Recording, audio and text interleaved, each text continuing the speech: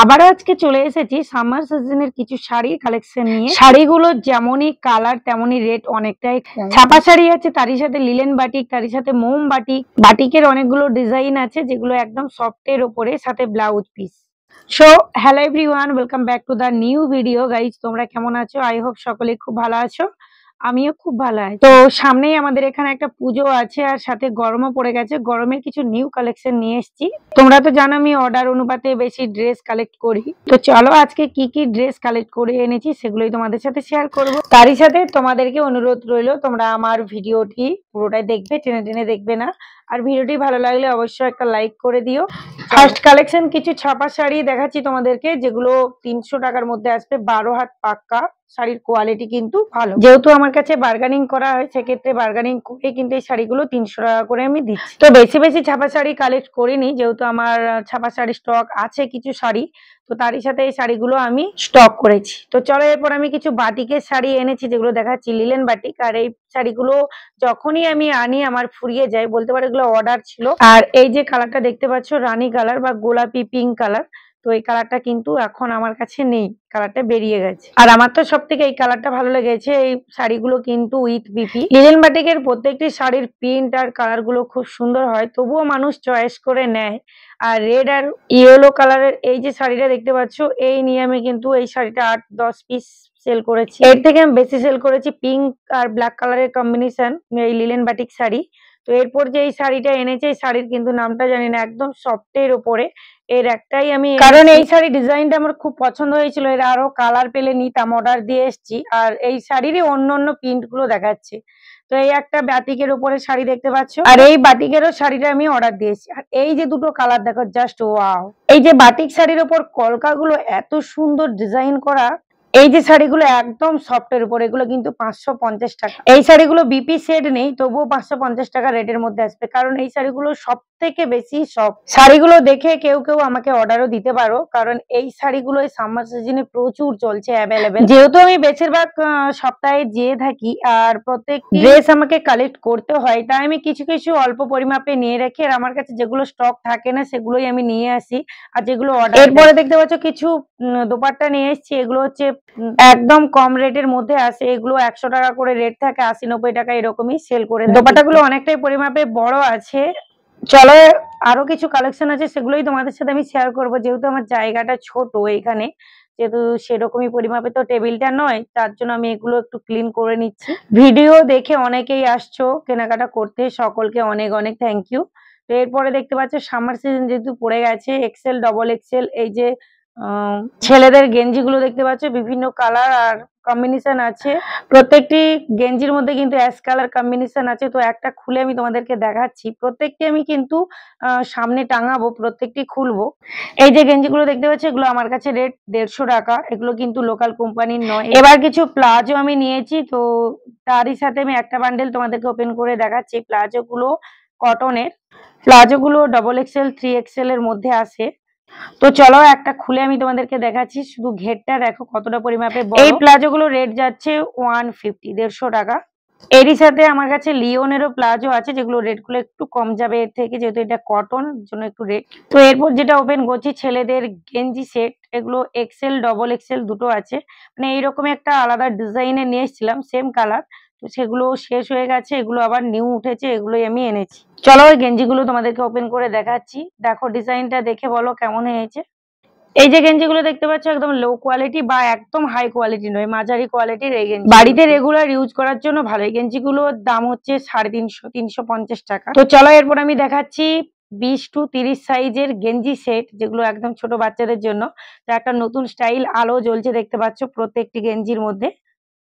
এইগুলো সেট, প্রত্যেকটি সাইজ আছে, এগুলো 250 টাকা। গেঞ্জি সেটের যেহেতু আরো অনেকগুলো ডিজাইন আমি এনেছি আগের সপ্তাহে, তো আজকে এই ডিজাইনটা নিয়ে এসেছি। আর স্লিভলেস এর ওপরেও কিন্তু একটা গেঞ্জি সেট আমি নিয়েছি, তো চলো সেটাও তোমাদের সাথে শেয়ার করব। আর এই গেঞ্জি সেটটাই কিন্তু পছন্দ হয়েছে আমার সেজো দিদি ভাই তার ছেলের জন্য।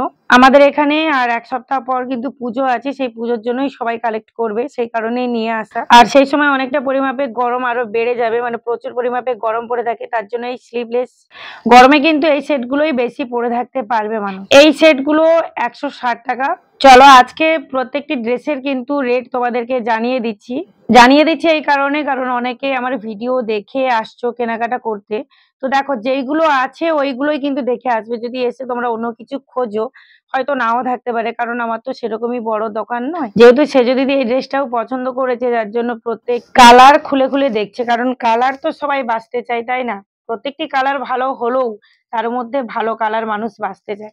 দোকান করে এই অভিজ্ঞতাটা আমার ভালো মতো হয়েছে। সত্যি কথা বলতে দোকান করার পর বুঝেছি যে কতটা পরিমাপে ধৈর্য, কতটা পরিমাপে সহ্যর ক্ষমতা রাখতে হয়। কাস্টমাররা সেরকমই কিছু কেউ বলে না, কাস্টমাররা আমাকে সাপোর্ট করে বা আমার ভিউয়ার্স যারা তোমরা দেখছো। চলো অন্যের কথায় কান দিলে হয় না। তারপরে দেখো এই যে ট্রেপ ফক গুলো দেখতে পাচ্ছ, তো এগুলো স্টাইলটা আমার ভালো লেগেছে। আগের সপ্তাহে আমি ওই যে বাঁধা সিস্টেমটা নিয়ে আসিনি, এই সপ্তাহে বাঁধা সিস্টেমটা নিয়ে এসেছি। এটা দেখতে বেশ ভালো লাগে, আবার অনেকে পছন্দ করে না, সেই কারণে সেই ট্রেপ ফক গুলো আমি নিয়ে এসেছি। এইগুলো সমস্ত কটনের ওপরে প্রিন্ট গুলো জাস্ট দেখো, প্রত্যেকটি সাইজ আছে। আমি যেহেতু ছোট দোকান, সে কারণে আমি একই বান্ডেলে প্রত্যেকটি সাইজ এই বান্ডেল গুলো নিয়ে থাকি বেশি। এইরকমই অনেক অনেক বান্ডেল থাকে, তার মধ্যে আমাকে চয়েস করে নিয়ে আসতে হয়। তোমরা অনেকেই বলো না যে দি ভাই ব্যবসা কিভাবে করব, একটু সাজেশন দাও। দেখো আমি তো কারো কারণে কোনো বুদ্ধি পাইনি, আমি নিজের বুদ্ধিতে নিজে চলেছি। দেখো অন্যের বুদ্ধিতে রাজা হওয়ার থেকে নিজের বুদ্ধিতে ফকির হওয়া অনেক। তবুও বলবো তোমার সামর্থ্য অনুপাতে তুমি এগোবে। ওখানে তো অনেক অনেক ড্রেস দেখবে, তুমি কোন ড্রেস সেল করতে পারবে সেরকমই ড্রেস তোমাকে কালেক্ট করতে হবে। এরপরে কিন্তু রুবিয়া ব্লাউজ এনেছি, তোমাদেরকে তো শেয়ার করেছি কোথায় রুবিয়া ব্লাউজ পাওয়া যায়। রুবিয়া ব্লাউজের কালার গুলো জাস্ট দেখো। রুবিয়া ব্লাউজের এখানে কাস্টমার কিন্তু বেশ ভালোই আছে। আগে যে বান্ডেলটা নিয়ে এসেছিলাম না, সেটা কিন্তু শেষ হয়ে গেছে, যার জন্য আবার একটা বান্ডেল আমি এনেছি। আর এই গরমে কিন্তু বেশিরভাগ সবাই রুবিয়া ব্লাউজটাই খুঁজবে। রুবিয়া ব্লাউজ আমার কাছে রেট থাকে 120 টাকা, কিন্তু আমি নিই 110 টাকা। যেই দিন আমি ড্রেস কালেক্ট করে নিয়ে আসি সেই দিন আমার কাছে একটু কাস্টমার বেশি পরিমাপে হয়ে থাকে, কারণ অনেকেই জানে যে নতুন কিছু কালেক্ট করেছে বা নতুন কিছু কালেকশন আমরা দেখতে পাবো।